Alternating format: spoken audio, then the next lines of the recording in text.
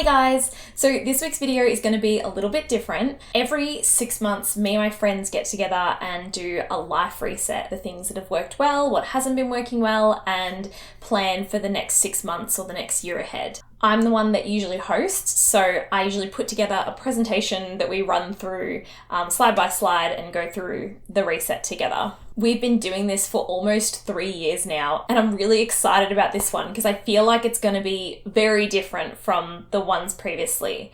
And so what I'm going to do is I'm going to go through some of the old resets that I've done and try to pick and choose the best parts of all of them and create something new. So that's the plan today. I want to do something completely different, completely new for 2024. First, I want to look at some of the old presentations. This was the first ever reset that we did. So it was in the middle of 2021. I was like, I want to do a life reset, and I was going to do it with one other friend. And then I was like, you know what? So many people would benefit from this. So the key for this year is I want it to be really just the basic, not the basics, but like the most impactful things we can possibly do to make 2024 better, instead of trying to do like a blanket, all these little things that might help. I just want to focus on the main things that will help. So these are some of the things that I want to look through, because the reminders, I used to do reminders at the start. So the kinds of mindset that we want to be in for a reset. And the same people have been coming to these resets for years. So I sort of stopped doing the reminders, but I feel like when I was going through Michelle B's life map, I felt like with the reminders or the what does she call them?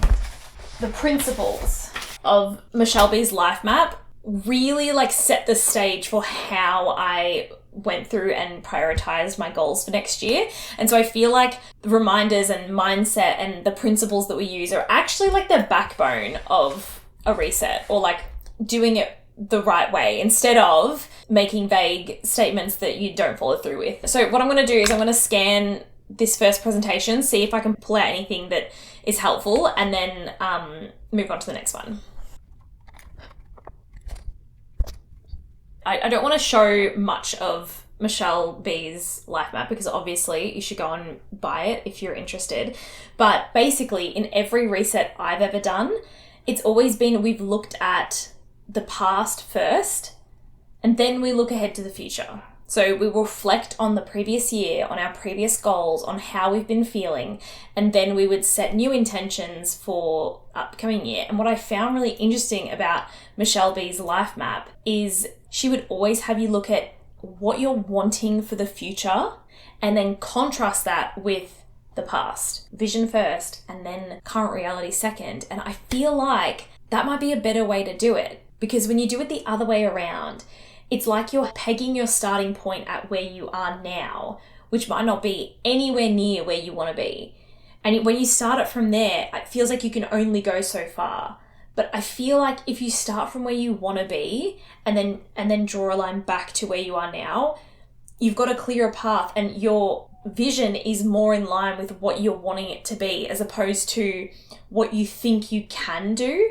I feel like it is super important to acknowledge where you are at now, but I just feel like starting from where you want to be and then looking at how it differs is a better way to go about it. So that's one of the biggest changes in this reset that I'm going to make, is putting the vision first and then reflection second. Hang on, let me just skip to one of the most recent presentations, because I feel like obviously they're more aligned with like what we're going to be doing.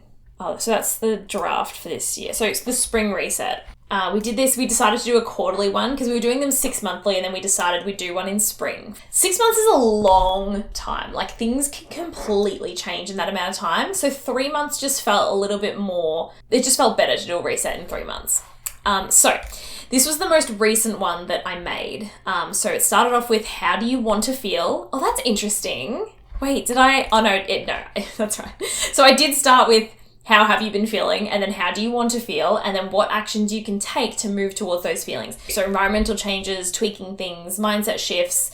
But again, like, that's a lot to process. But it is so helpful. It's helpful to have the prompts, because like, if you just say like, what can you do? Like, that's very open-ended. And for people that aren't that in the reset mindset, just saying, what can you do?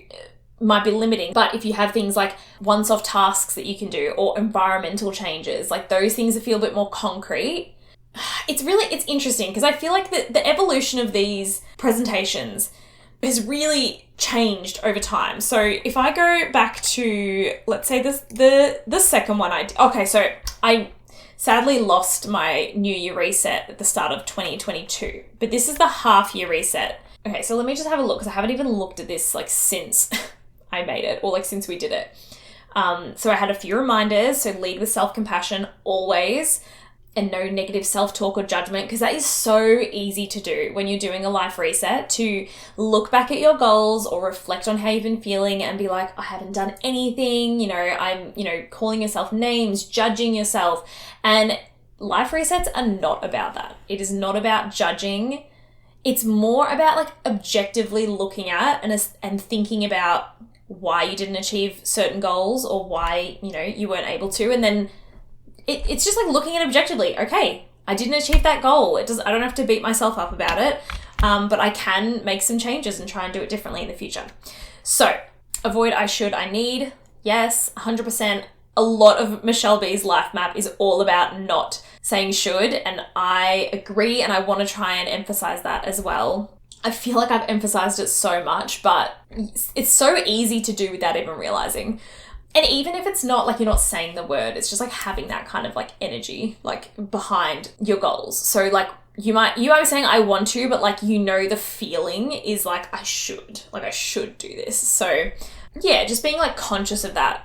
And so I feel like I do want to have like a reminders slide at the start, I think. Okay, so self-care is not about doing what your autopilot wants in the moment. Okay, that's about self-care. And again, I think I learn about so many different self-help things, hacks, whatever. And I always want to put them in these resets because I'm like, this is so helpful. Like this has helped me, but I really want this life reset to be stripped down. So like, for example, this slide about the problem hierarchy of like, what's your current number one problem? And what's your second and what's your third? And then what can you do about them? And it is so helpful. It is so helpful. So I'm just thinking, when I did the Michelle B life map, it's really about like your top 3 priorities. So like, what are your priorities? What are you wanting to focus on? And maybe for my reset, I should mention a balance between having some intentions that are purely like a goal that you have in mind that you're wanting to achieve, like something to add to your life, but also taking into consideration problems that you've been facing and how you're going to overcome them. It's hard because like in my head, I was like, I don't really have problems. Of course I have problems. Everyone has problems. But I was like, when I did my life map, my 3 intentions are like just positive goals that I'm wanting to do. But I'm like, no, when I actually break them all down, every single priority that I've got is a problem that I've been facing. But the way that the life map was set out, it really feels like I'm adding to my life instead of trying to like take away a problem. I'm adding a solution. Yeah, okay. The feedback I've got from some of these resets is they don't love, and it's fair enough, they don't love focusing on the negative stuff. And I get that. Like I get not wanting to focus on it, but it's just a fact that you can't ignore your problems. That's the whole point of the problem hierarchy. Like, I feel like maybe framing it in that way, like solution, like making it solution focused. Okay. So I've got to work out problems. Oh, this is going to take so long. Okay. I feel like I think I just need to start making the presentation and it'll just make itself, just like anything. Okay. So let's go to Canva. I always make my presentations in PowerPoint, but this year I just want to make it differently and I can't be able to working from scratch. I need a template. So I'm just going to find a template on here and try and go for it. Okay, I need just simple... Oh, but it's Christmas! Okay. Because it's a Christmas reset. We always do it in the week between Christmas and New Year, which is the best time to do a reset because it's after the busy period. Like, you've done all of your Christmas shopping and all of the craziness of Christmas is over but you haven't quite got to the new year yet. Like sometimes when you do a reset and it's already like the 10th of January, you can do a reset at any moment. I do monthly resets, I do weekly resets, but doing like a big year reset of your priorities and stuff, it just feels so good to have it all set in stone a little bit, like before the year starts. It's just very satisfying. So that's the goal. I kind of like the snow in these ones. All right, that'll do. Okay, reminders. What's the first reminder going to be? Self-compassion and no judgment is the first. And then let me just quickly go to Michelle B's life map. These are her principles. So start with desire, which I love. Starting from desire is like, it's easy to do things that you think will be good for you or you think that you want, instead of starting from a place of like pure like joy, desire, you want, like you're so excited for it, like motivated. That's where we want to come from. And I feel like, but I mean, everyone's different. Like this is the thing as well about these resets, is you're trying to cater for multiple people. So I was in a place like 2 years ago where I didn't want to set any goals. I didn't set any goals. I set some intentions, but mainly I was wanting to focus on myself, building my relationship with myself and things like that, which can be a goal. But at the time I was like, I don't want to set any goals. I just want to focus on like mindset work. But now that I've done that for a few years, I'm at a point now where I want to start like setting intentions, setting goals and working towards things, because I've built that foundation of self-care and positive mindset and all of that. So now I feel like I can finally set some goals, but some people might not be at that. And I'm a little bit concerned that the reset is going to be, not for everyone. Like I want to make sure that everyone gets the reset feeling that they're wanting. And if they're not wanting to set goals, I mean, in saying that, the goals, like they're really just priorities. So yeah. Okay. I think I just need to do what I think, and then I'm sure that people will get things out of it. I need to stop overthinking it. Okay. So back to reality. Second reminder is to, I'll put that. Start with desire. I feel like when you're setting the goals, it's coming from a place of desire. And then when you're maintaining the goals, it's from a place of curiosity. So I might say like maintain with curiosity. Okay, this last one, I don't know what I want it to be, but I might think of something as we go through. So self-compassion and no judgment. Start with desire. Start from desire? We'll just say start with desire. Okay. Start with desire, maintain with curiosity, avoid shoulds. Cool. Okay, moving forth. What next? Okay, let me have a look at my old presentation. Hey guys, so I'm editing this video and I've realized it's really long. So I'm going to cut it here and make a part 2 where I run through the final presentation for the reset. So if you'd like to watch that, it'll be linked in a card above or in the description below.